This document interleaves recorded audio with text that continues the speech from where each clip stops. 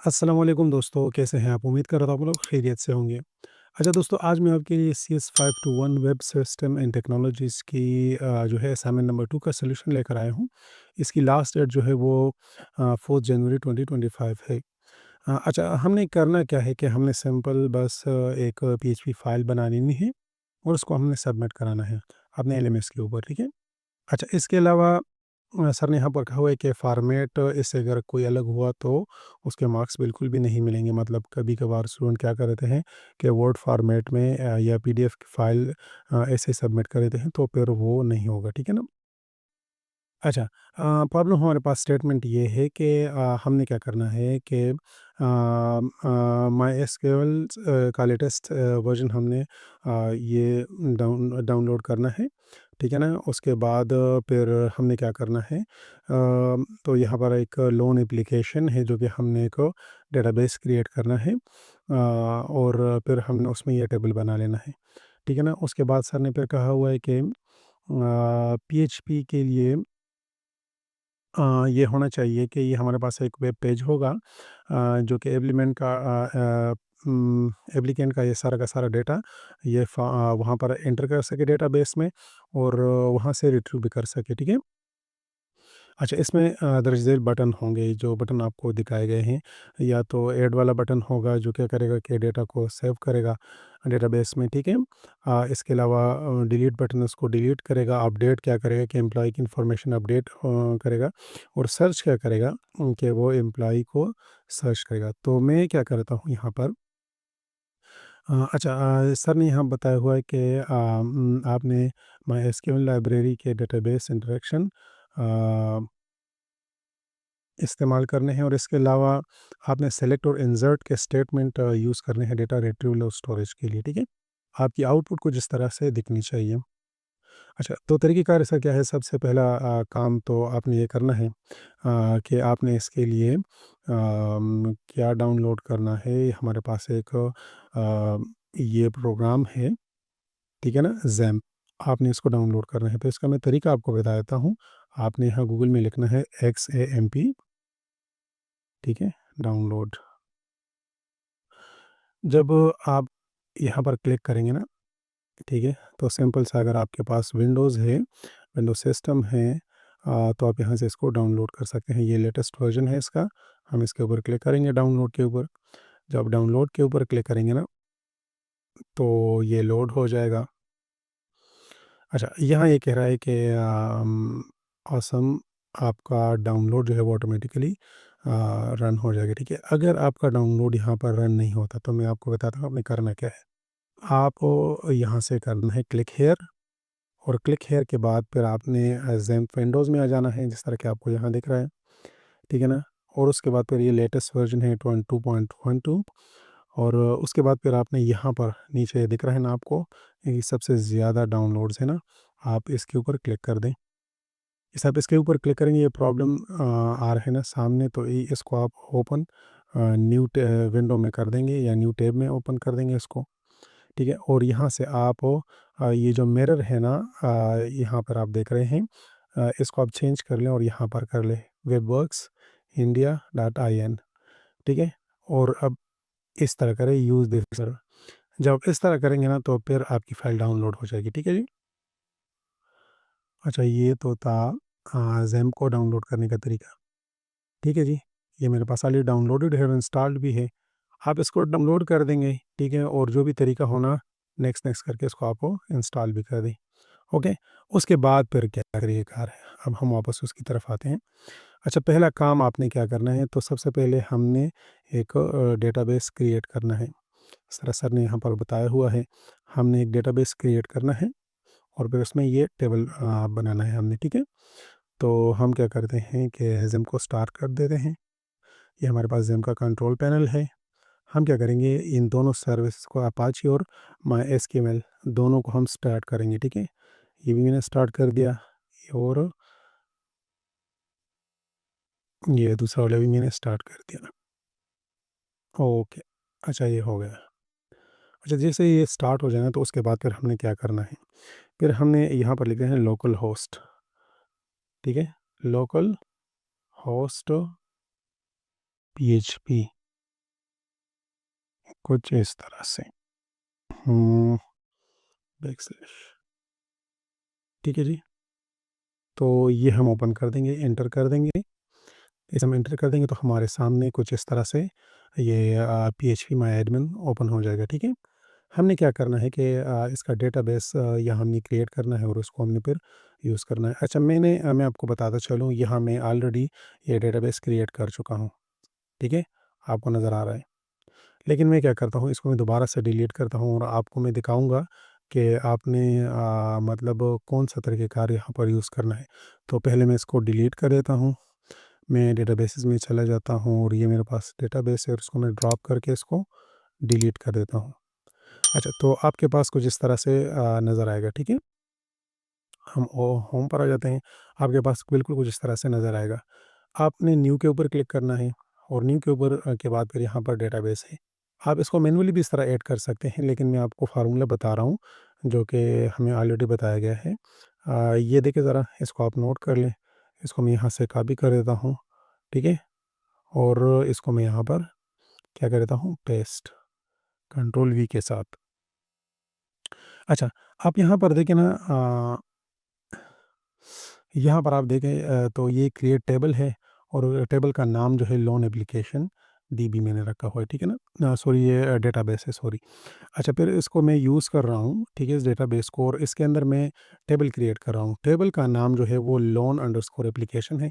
Sir ने जिस तरह यहाँ बताया हुआ था ना, मैंने बिल्कुल इसी तरह किया हुआ है, लोन अंडरस्कोर एप्लीकेशन, ठीक है, उन्होंने इस टेबल का बताया हुआ था। अच्छा, तो मैं क्या कर रहा हूँ, इसको मैं यहाँ पर क्रिएट कर रहा हूँ। तो एप्लीकेंट नेम है हमारे पास, मंथली इनकम है, एम्प्लॉय टाइप है, और ये CNSC को मैंने इंटीजर के बजाय बिग इंटीजर से रिप्रेजेंट किया हुआ है, और सेल को भी, ठीक है। इसके अलावा अमाउंट को मैंने इंटीजर से रिप्रेजेंट किया हुआ है। अच्छा, तो ये हमारा पूरी की पूरी कोडिंग ख़त्म हो गई यहाँ पर। अब मैं क्या करूँगा, मैं जाऊँगा गो के ऊपर। जब मैं गो करूँगा ना, तो आप देख रहे हैं कि ये तीनों जो है काम हो गया, ठीक है ना। अब हम आते हैं, तो आप यहाँ पे लेफ़्ट साइड पर देखते हैं, तो हमारे पास एक डेटाबेस क्रिएट हो चुका है और उसके अंदर हमारे पास ये लोन एप्लीकेशन वाली टेबल है। अब इसमें मैंने किस तरह का डेटा नहीं डाला हुआ, इस वजह से यहाँ पर कुछ भी नज़र नहीं आ रहा, ठीक है। अच्छा, नेक्स्ट काम आपने क्या करना है, नेक्स्ट काम वो बहुत ज़रूरी है। यहाँ तक हमारा डेटाबेस हो चुका, ठीक है। आपके पास जो आपने रन किया हुआ है ना, ये ज़ैम्प, तो आपने करना क्या है? आप ऐसा करेंगे कि आप जाएँगे एक्सप्लोर में जाएँगे, उसके बाद आप सी में जाएँगे और सी में आप यहाँ पर देख सकते हैं ज़ैम्प, ठीक है ना? इसको ओपन करेंगे, इसके बाद यहाँ पर htdocs लिखा हुआ है और आपने यहाँ पर एक डॉट PHP वाली फ़ाइल बना लेनी है और उनका उसका नाम भी बिल्कुल ऐसा ही होना चाहिए, स्मॉल लेटर में, लोन अंडरस्कोर एप्लीकेशन, ठीक है?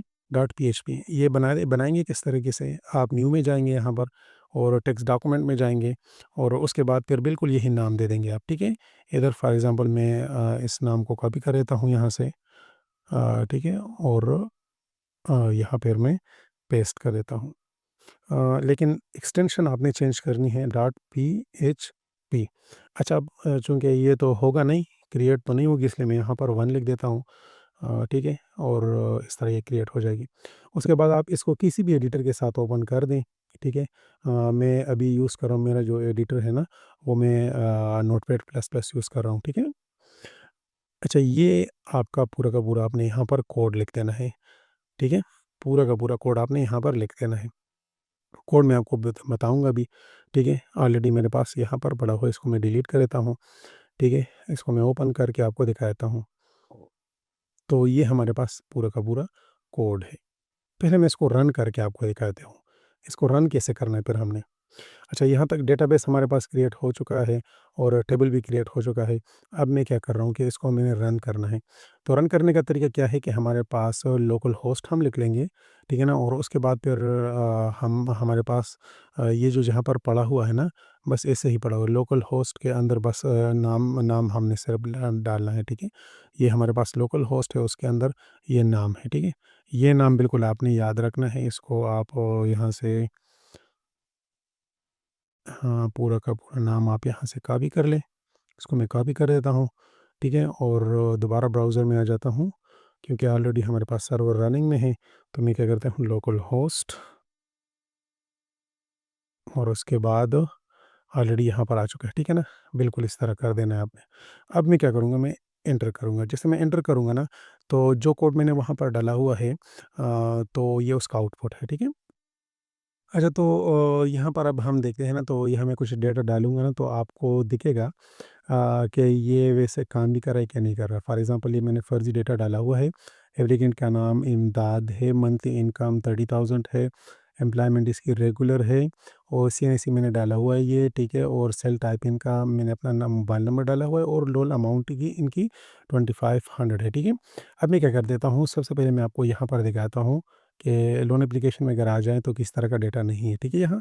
तो हम क्या करते हैं, इसको मैं सेव कर देता हूँ। जैसे हम सम सेव करेंगे तो वहाँ आ जाता है रिकॉर्ड सेव सक्सेसफुली, ठीक है? और यहाँ पर जब हम आएँगे ना, तो इसको हम दोबारा से रिफ्रेश करेंगे तो हम देखेंगे कि हमारे पास वही डेटा यहाँ पर आ चुका है। तो ये बिल्कुल सही तरीके से काम कर रहा है, ठीक है? अच्छा, नेक्स्ट मैं क्या कर देता हूँ, ये यही नंबर है मेरे पास और इनका फॉर एग्ज़ाम्पल मैं रेगुलर के बजाय इनको मैं एड हॉक कर देता हूँ। ठीक है?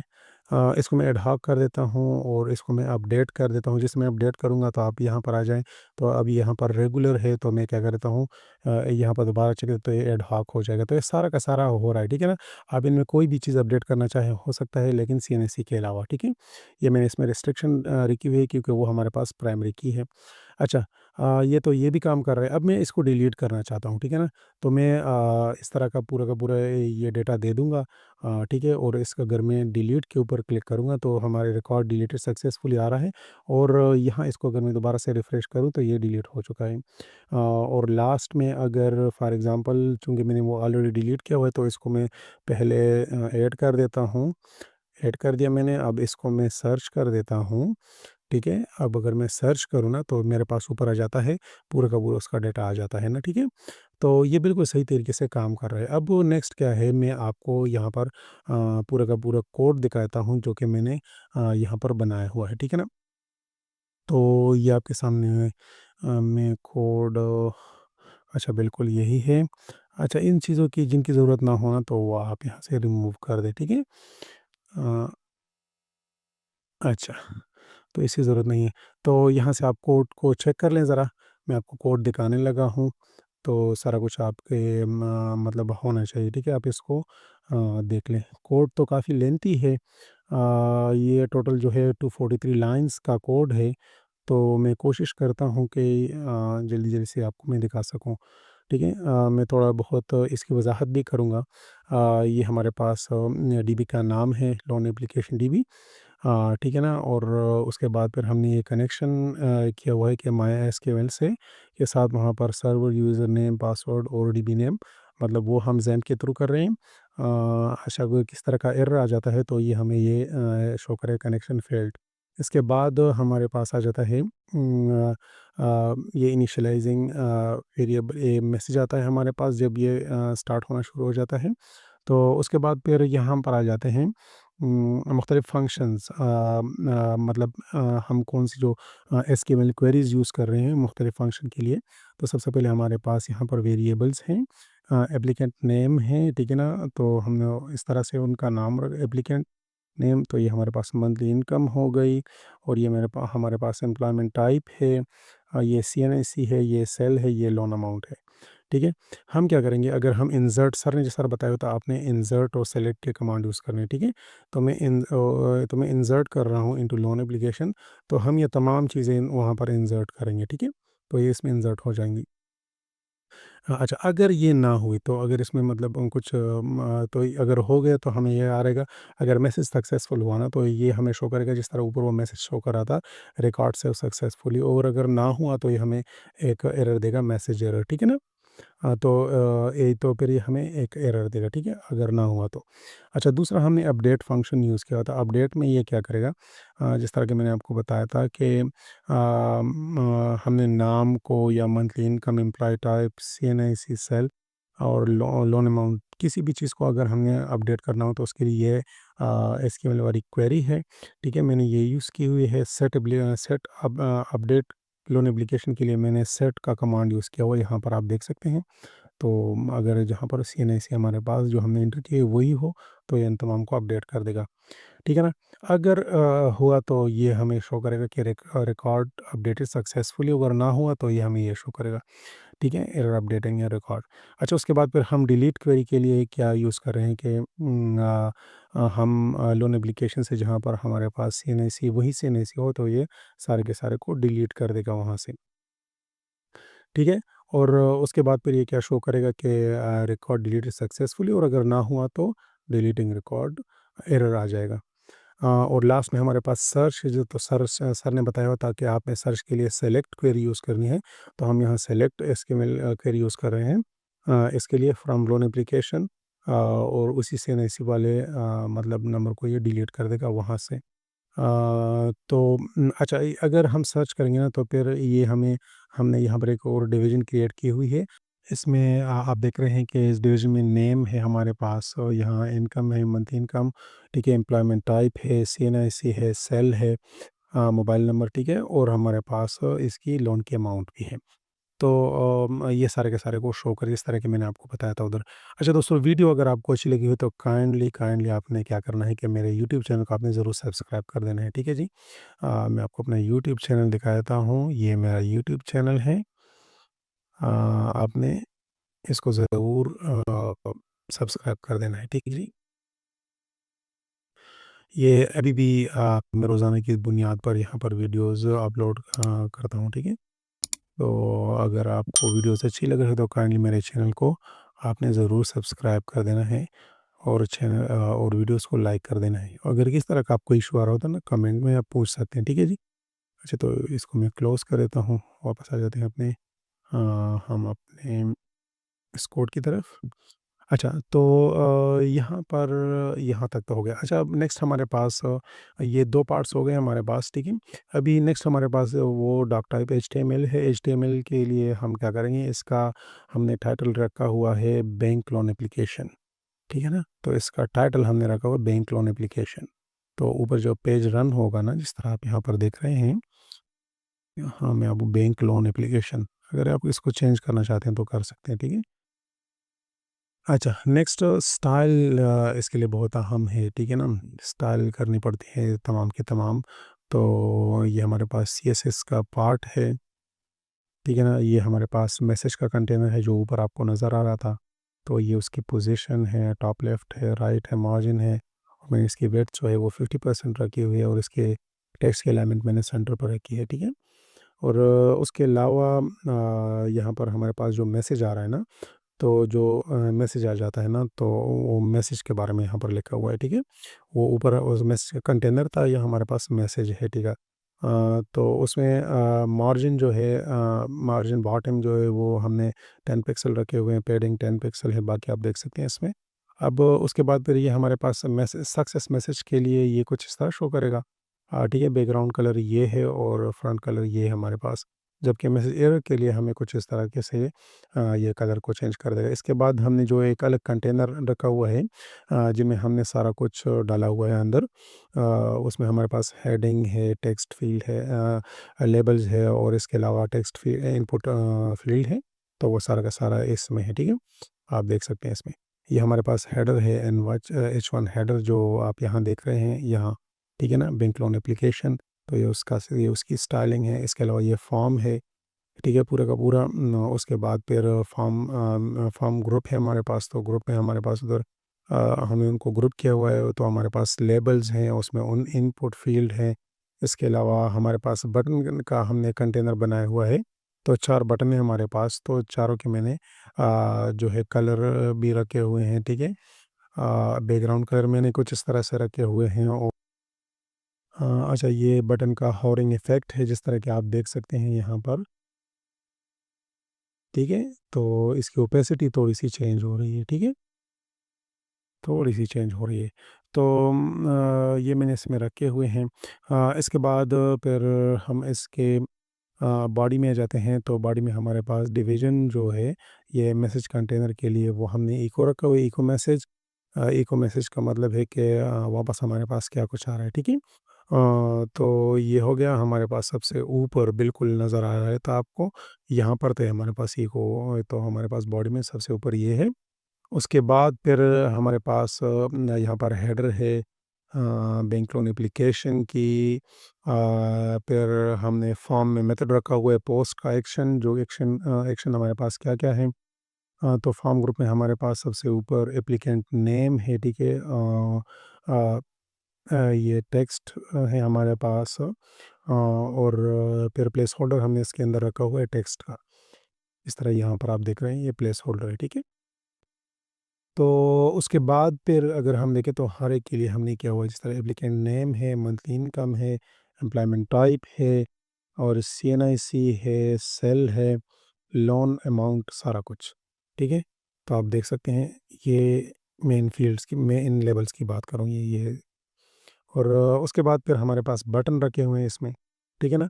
तो बटन हमारे पास 4 हैं, सिर्फ नाम इनके अलग-अलग हैं, बाकी सारा कुछ सेम है। जिस तरह कि मैंने सेव, अपडेट, डिलीट और सर्च, तो ये मैंने इसके अंदर रखे हुए, ठीक है। अच्छा सॉरी, ये है हमारे पास सेव, अपडेट, डिलीट और सर्च। तो यहाँ तक हमारी ये पूरी की पूरी असाइनमेंट थी। अगर वीडियो अगर आपको अच्छी लगी है और आपको यहाँ से हेल्प मिल रही है, तो काइंडली मेरे यूट्यूब चैनल को आपने ज़रूर लाइक करना है, और वीडियो को आपने ज़रूर शेयर करना है। ओके जी, अल्लाह हाफ़िज़।